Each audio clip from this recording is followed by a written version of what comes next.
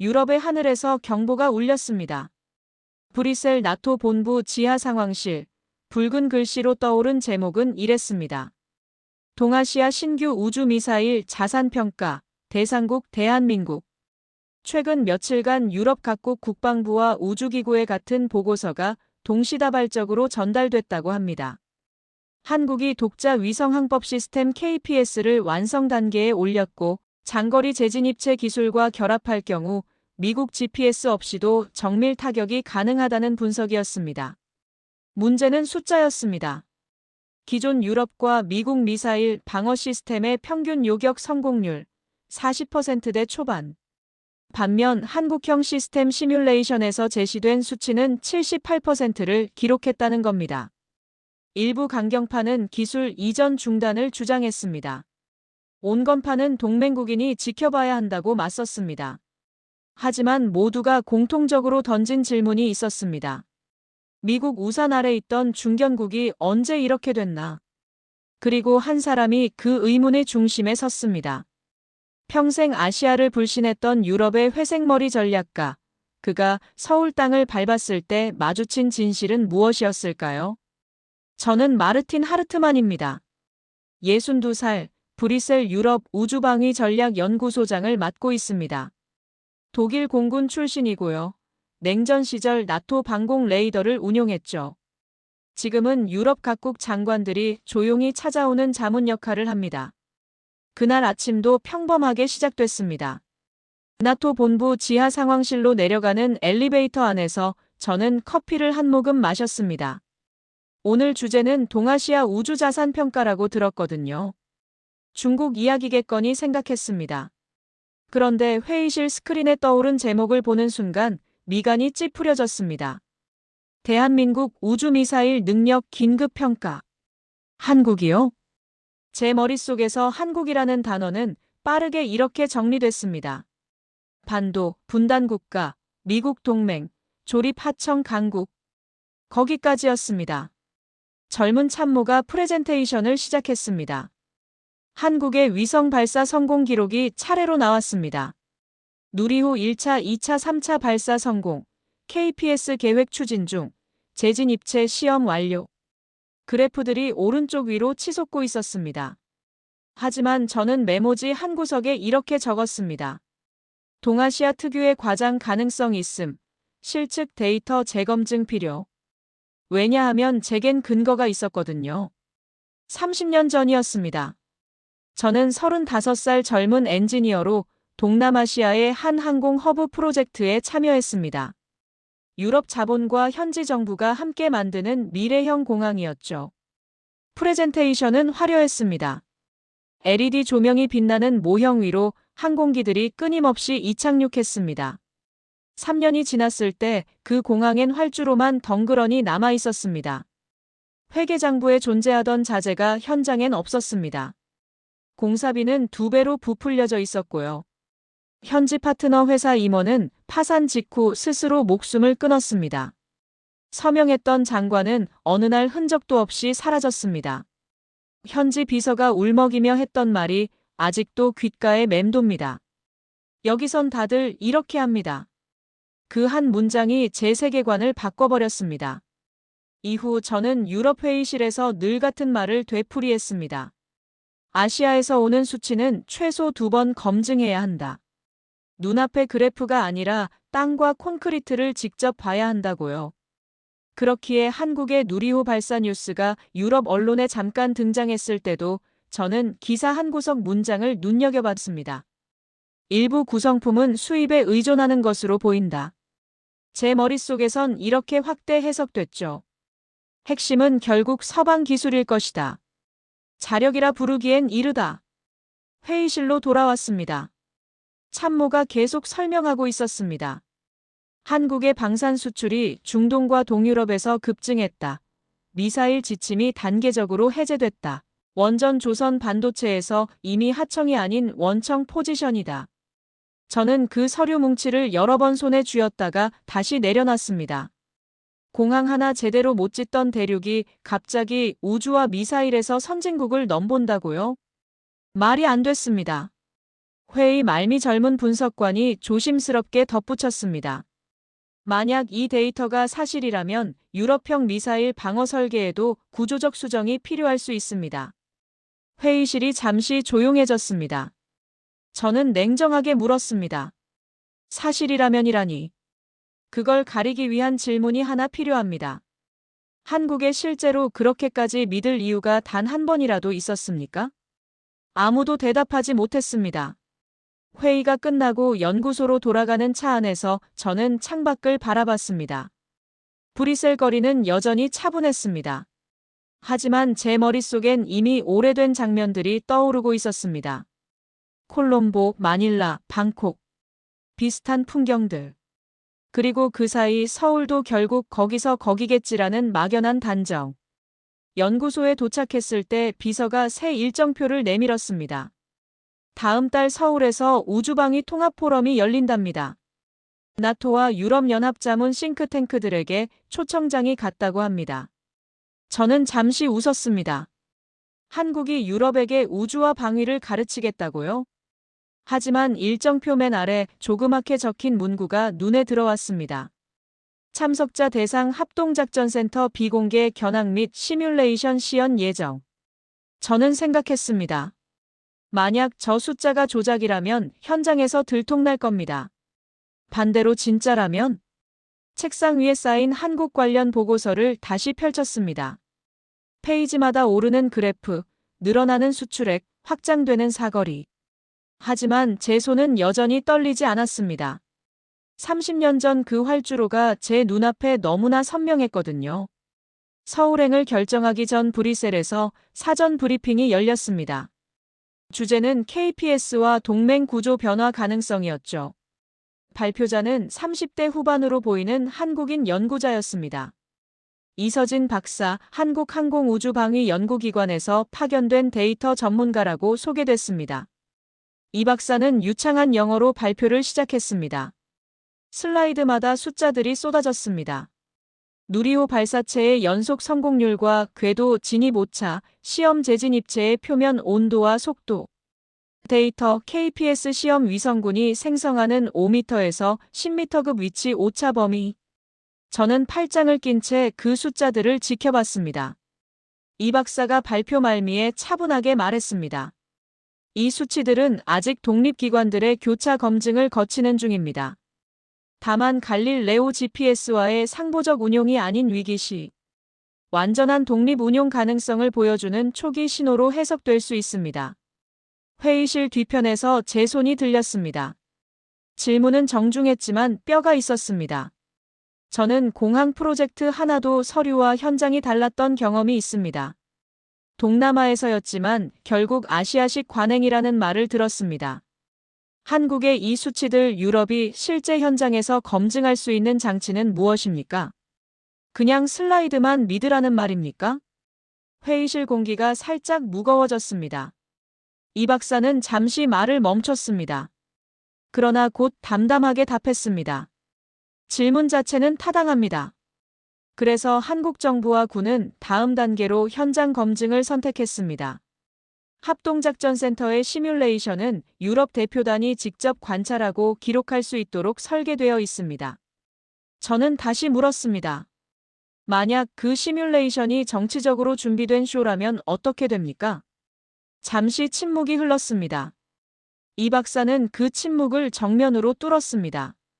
그래프는 거짓말을 하게 만들 수도 있습니다. 하지만 실시간으로 들어오는 위성 데이터를 유럽 측이 직접 모니터링하고 원시 데이터까지 가져간다면 그때도 쇼라고 부를 수 있을까요?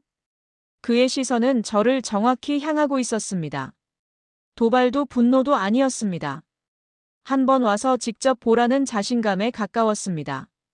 브리핑이 끝난 뒤 유럽 대표단 책상 위에 같은 초청장이 놓였습니다. 서울국제우주방위 포럼 합동작전센터 실사 초청. 저는 그 종이를 한참 내려다봤습니다. 동료 한 명이 옆에서 말했습니다. 하르트만 소장님 가실 겁니까? 저는 대답 대신 빙긋 웃었습니다. 사무실로 돌아와 책상 서랍을 열었습니다. 거기엔 30년 전 프로젝트 최종 보고서가 있었습니다. 노란 표지, 빛바랜 글씨. 실패 원인 분석이라고 적혀 있었죠. 그 보고서 첫 페이지에 제가 직접 쓴 문장이 있었습니다. 아시아 프로젝트는 서류가 아닌 현장을 먼저 봐야 한다. 신뢰는 숫자가 아닌 콘크리트로 증명된다. 저는 그 문장을 한참 바라봤습니다. 그리고 초청장 수락 메일을 보냈습니다. 만약 한국이 정말 거짓말을 하고 있다면 현장에서 바로 들통날 겁니다. 반대로 진짜라면 제가 평생 쌓아온 전제가 무너지겠죠. 어느 쪽이든 확인은 필요했습니다. 비행기 표를 예매하면서 저는 다시 한번 생각했습니다. 서울 지하 60m 합동작전센터. 그곳에서 제가 보게 될 것은 화려한 쇼일까요? 아니면 진짜 숫자일까요? 머릿속으로 이미 시뮬레이션을 돌려봤습니다.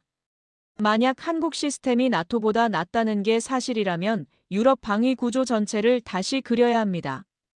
동맹 개념도 바뀌어야 하고요.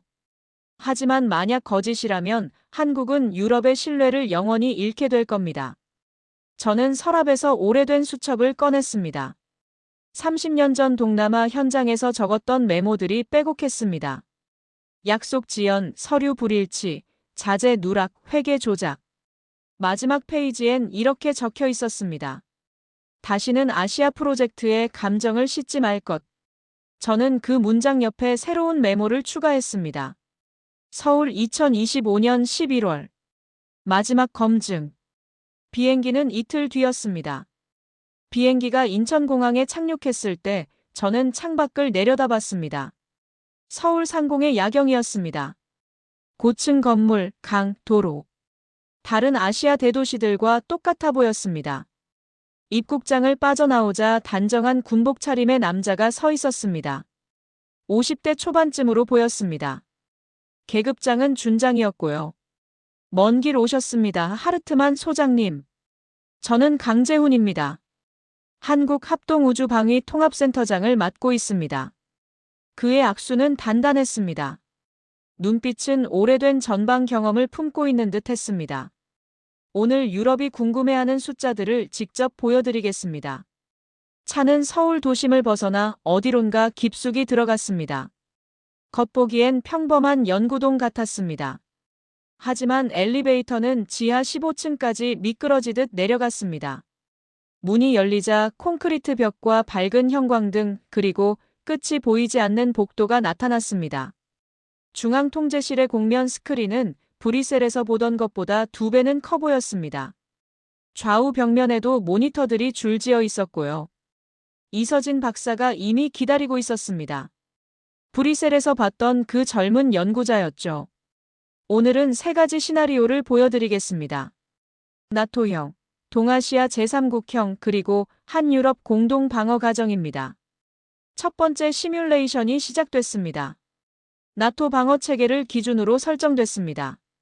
멀리 북쪽에서 발사된 다탄두 미사일 하나, 그 아래쪽에 유럽 주요 도시들이 점으로 표시됐습니다. 나토형 방어 미사일들이 순서대로 솟구쳤습니다. 하지만 결과 그래프엔 빨간 점들이 여전히 유럽 곳곳에 박혔습니다.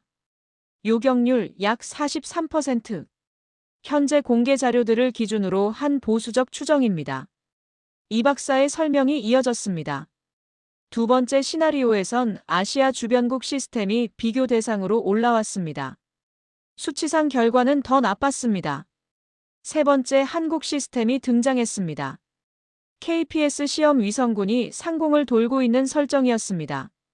각 탄두의 속도와 궤적 미세한 공기 저항 차이가 실시간 숫자로 튀어나왔습니다. 곧 화면 속 점들이 2가지 색으로 갈라졌습니다.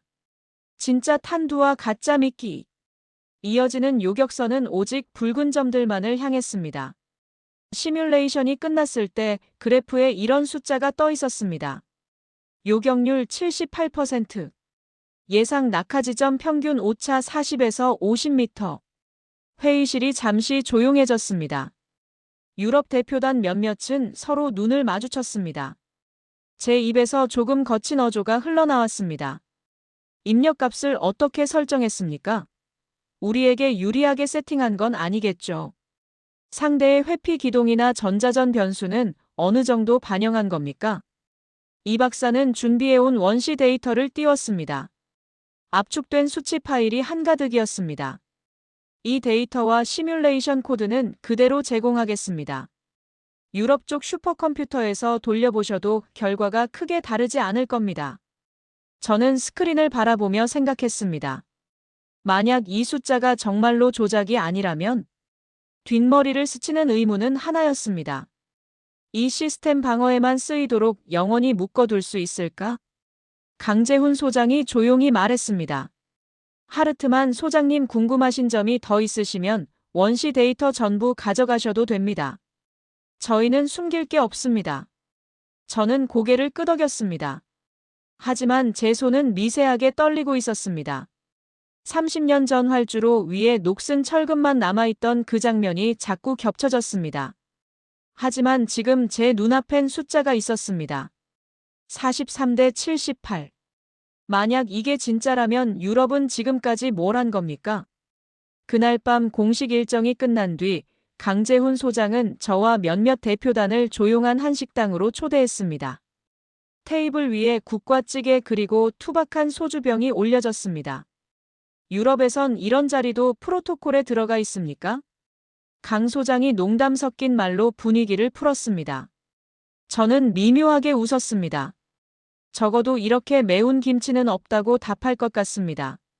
잠시 웃음이 오간 뒤 강 소장의 표정이 진지해졌습니다. 오늘 보신 건 어디까지나 숫자입니다. 하지만 한국이 왜 여기에 이르렀는지 그건 숫자로 설명이 안 되는 부분이 있습니다. 그는 잔을 내려놓고 말을 이었습니다. 1990년대 걸프전 잘 아시지요?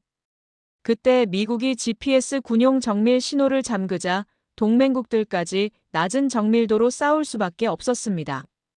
한국군도 그 영향 아래 있었지요. 저는 고개를 끄덕였습니다.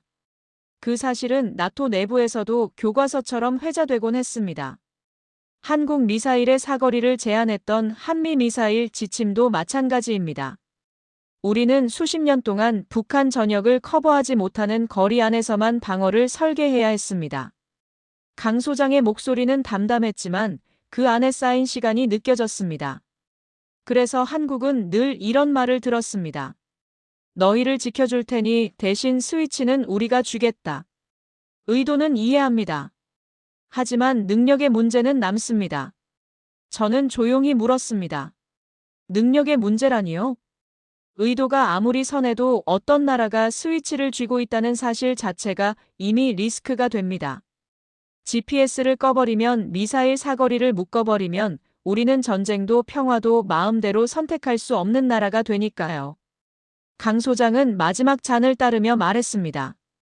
한국이 KPS를 만들고 누리호를 쏘고 미사일 사거리 제한에서 벗어난 이유는 단 하나입니다. 우리 운명을 남의 손이 아닌 우리 손으로 쥐기 위해서. 동맹은 계속 존중하되 허락받는 안보에서 함께 서는 안보로 가고 싶었을 뿐입니다. 제 손이 잠시 멈췄습니다. 머릿속에서 30년 전 공항 활주로와 오늘 본 시뮬레이션의 곡선이 겹쳐졌습니다. 그렇다면 질문은 바뀝니다. 저는 속으로 생각했습니다. 한국이 스위치를 주겠다는 이 움직임은 유럽에게 위협일까요? 아니면 새로운 형태의 안전망일까요? 바로 그때 강 소장이 다음 일정을 꺼냈습니다. 내일 밤 전남 고흥에 가실 겁니다. 누리호 실발사를 보시죠. 오늘 보신 숫자가 하늘에서 어떻게 구현되는지 직접 확인하실 수 있을 겁니다. 식사가 끝나고 호텔로 돌아가는 택시 안에서 저는 창밖을 바라봤습니다. 한강 다리 위로 야경이 흐르고 있었습니다. 30년 전 저를 배신했던 활주로는 동남아에 있었습니다. 하지만 지금 제 눈앞엔 서울이 있었습니다. 같은 아시아인데 왜 이렇게 다를까요? 아니면 제가 30년 동안 틀린 전제를 붙들고 살았던 걸까요? 호텔 방 창가에 서서 저는 핸드폰 메모장을 열었습니다. 브뤼셀로 돌아가면 쓸 보고서 초안이었습니다. 첫 줄을 적었습니다. 대한민국 더 이상 또 하나의 아시아가 아니다. 하지만 곧 지웠습니다. 아직 이릅니다. 내일 발사를 봐야 합니다. 그게 진짜인지 쇼인지 확인해야 합니다. 침대에 누워 눈을 감았습니다. 하지만 잠은 오지 않았습니다. 머릿속엔 계속 숫자가 돌았습니다. 43대 78. 43대 78. 만약 이게 진짜라면 유럽은 한국을 어떻게 봐야 할까요? 전남 고흥 나로우주센터.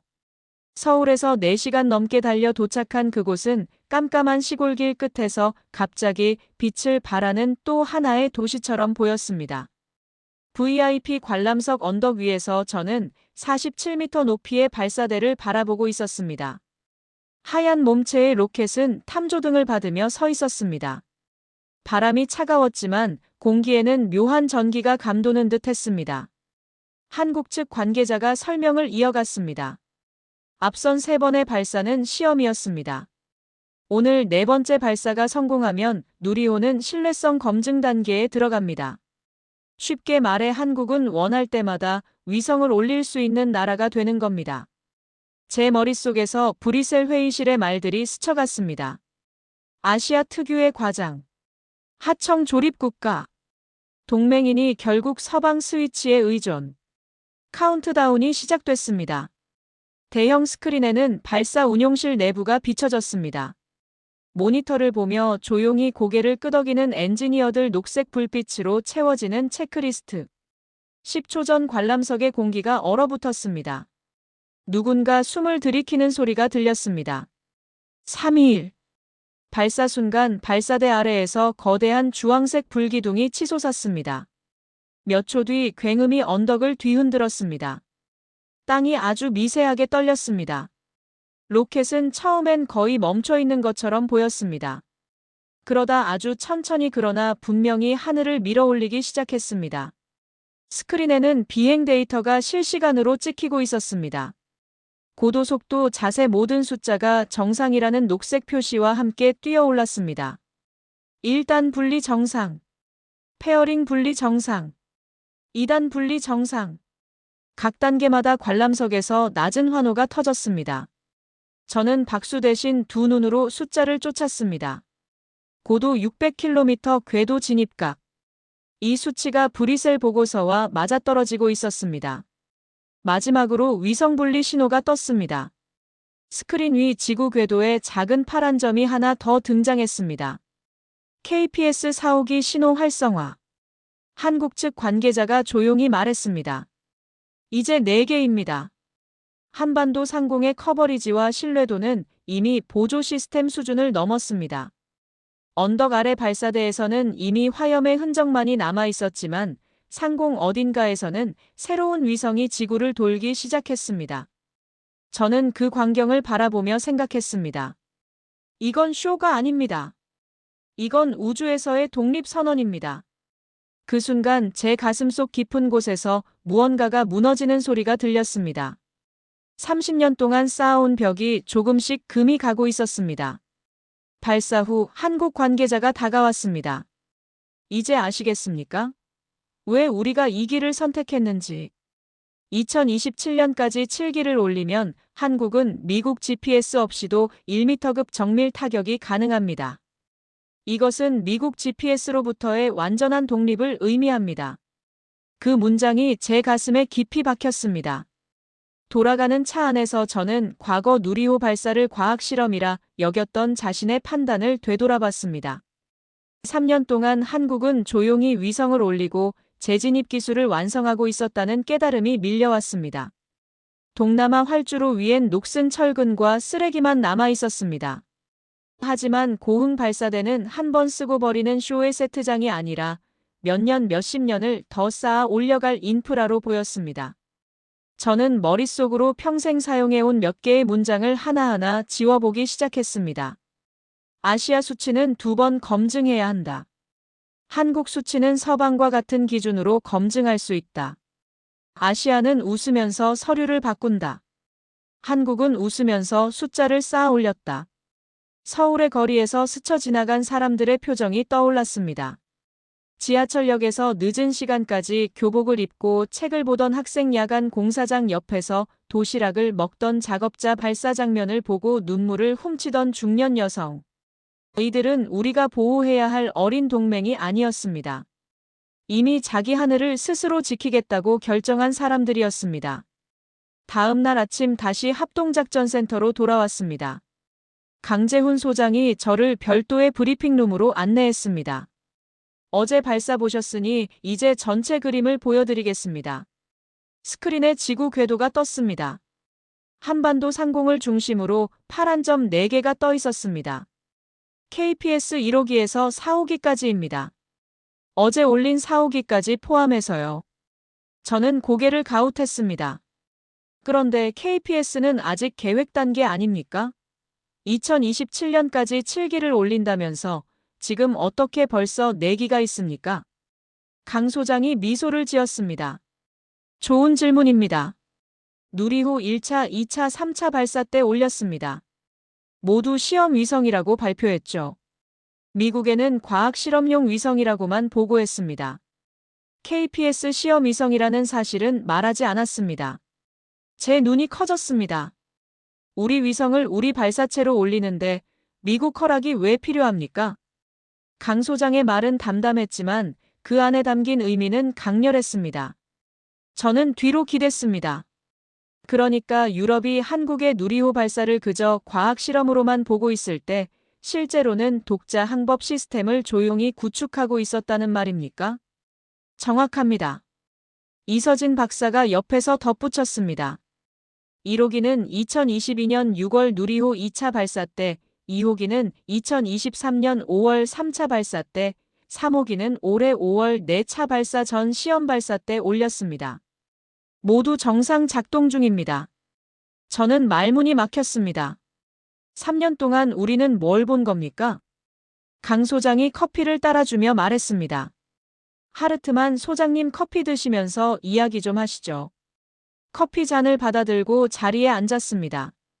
강 소장이 조용히 말을 이었습니다. 1990년 걸프전 때 미국은 동맹국에게도 GPS 정밀 신호를 제안했습니다. 한국군은 그때 배웠습니다. 아무리 동맹이라도 위기 상황에서 스위치는 각자가 쥐고 있어야 한다고요.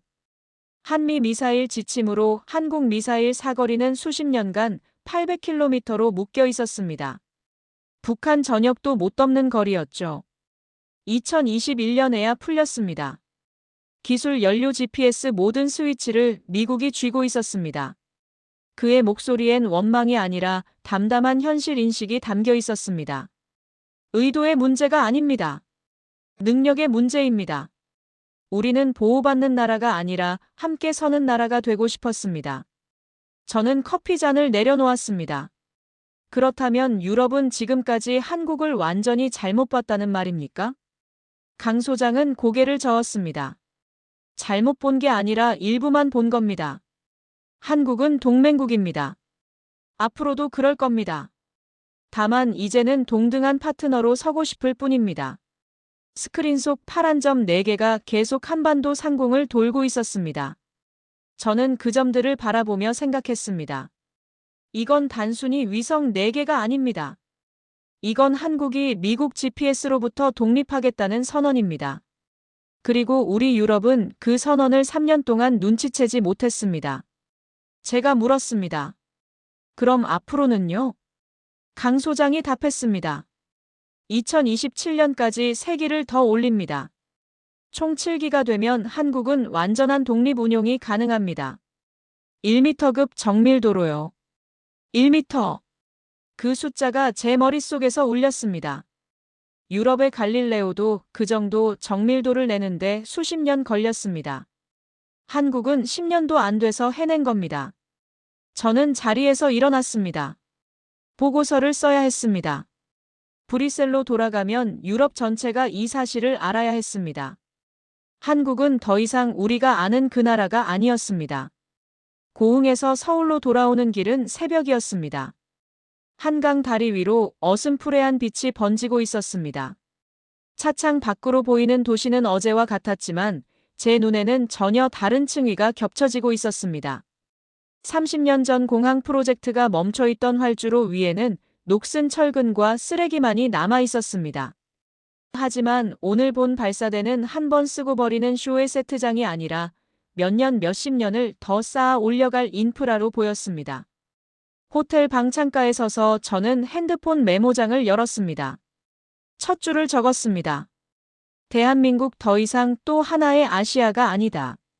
하지만 브뤼셀에 돌아가면 저를 기다리는 질문은 여전히 거칠 것입니다. 한국의 우주 독립이 유럽 방위 구조에 어떤 변화를 강요하는가? 유럽은 한국을 하청국으로 남길 것인가 아니면 전략 파트너로 인정할 것인가? 저는 잠시 눈을 감았습니다. 그리고 스스로에게 마지막 질문을 던졌습니다. 아시아의 실패에서 시작된 편견이 한국의 성공 앞에서 어떤 결론으로 정리되어야 할까요? 새벽 5시 저는 비행기에 올랐습니다. 브뤼셀로 가는 직항편이었습니다. 창밖으로 서울의 불빛이 점점 작아졌습니다. 하지만 제 머릿속엔 여전히 숫자가 돌고 있었습니다. 43대 78. 1m급 정밀도. KPS 4호기. 비행기 안에서 워싱턴에 보낼 보고서 초안을 작성하기 시작했습니다. 처음에는 한국이 우리 통제를 벗어났다라고 쓰려다가 멈췄습니다. 애초에 통제 대상이 아니었다는 사실을 인정해야 했습니다. 키보드를 두드렸습니다. 한국은 우주 독립국이 되었다. 이제는 보호 대상이 아니라 전략 파트너로 동맹을 재정의해야 한다. 마지막 한 줄을 추가했습니다. 한국이 가르쳐준 교훈. 동맹은 명령하는 관계가 아니라 함께 성장하는 관계여야 한다. 파일을 저장했습니다. 2025년 11월 27일 새벽 1시 13분. 우주에서의 한국 독립을 목격했다는 고백이었습니다. 비행기가 브뤼셀에 착륙했을 때 저는 완전히 다른 사람이 되어 있었습니다. 30년 동안 쌓아온 편견이 사흘 만에 무너졌습니다. 아시아는 믿을 수 없다던 제 신념이 한국 앞에서 산산조각 났습니다. 공항을 빠져나오며 생각했습니다. 이제 유럽에 돌아가 무엇을 말해야 할까요? 한국은 우리가 생각했던 그 나라가 아니라고. 더 이상 보호해야 할 어린 동맹이 아니라고. 이미 스스로 하늘을 지킬 수 있는 독립국이라고. 그리고 우리 유럽이 그 사실을 3년 동안 몰랐다고. 택시 안에서 창밖을 바라봤습니다. 브뤼셀의 하늘은 여전히 흐렸습니다. 하지만 제 마음속엔 고흥 새벽 하늘에서 솟구쳤던 불기둥이 아직도 타오르고 있었습니다. 브뤼셀로 돌아온 뒤 유럽연합과 나토 합동 비공개 세미나가 열렸습니다. 주제는 간단했습니다. 대한민국 우주 독립 이후 유럽 안보 구조에서의 위치 재정의. 회의실 스크린에는 제가 서울에서 가져온 영상과 데이터가 차례로 올라갔습니다. 누리호 발사 장면, 합동작전센터 시뮬레이션 화면, KPS 위성의 궤도 지도까지.